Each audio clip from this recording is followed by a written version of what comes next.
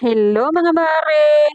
Ituturo ko naman sa inyo for today's video ang isa sa aking pinagkakakitaan. Yes, meron akong shop dito sa amin at ito ang isa sa pinagkakakitaan ko.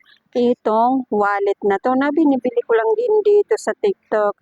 Yes, kasi napakamura niya, sulit. Imagine, hindi ko na kailangan pumunta sa actual na supplier ko dahil dito na ako bibili sa TikTok.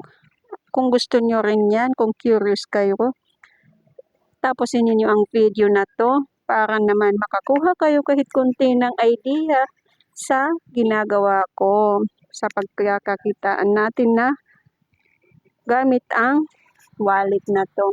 So, ang ginagawa ko nga pagkarating ng parcel, ayan, tinatanggal ko yung plastic niya.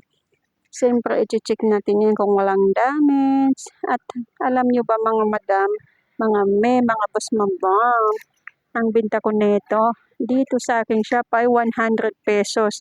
At laging ubos. Yes, laging nauubos to. Kaya lagi din akong nagre-restock. Maganda din dahil may bago na silang color dahil dati kulay black at coffee lang. Ngayon, meron silang bago na kulay gray at meron din silang isa pang kulay na kulay blue. Maraming compartment yan na lalagyan ng cards, IDs, kaya naman swak na swak sa mapababae man yan o lalaki, unisex dahil wala siyang print. Plain colors lang siya at napaka handy lang. Napaka useful lang nito mga me. Kaya kung ako sa inyo, kung meron kayong sari-sari store o kaya naman sa inyong mga social media account, pwede nyo rin itong ibenta pagkakitaan.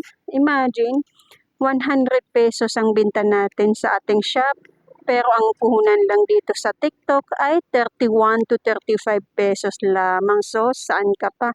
Kaya, kung gusto nyo din kumita gaya ko, i-follow nyo na ako at gayahin nyo din to. Mag-hoard na din kayo nito. I-post na yan o kaya i-display nyo na yan sa inyong mga shop, sa inyong sari-sari store.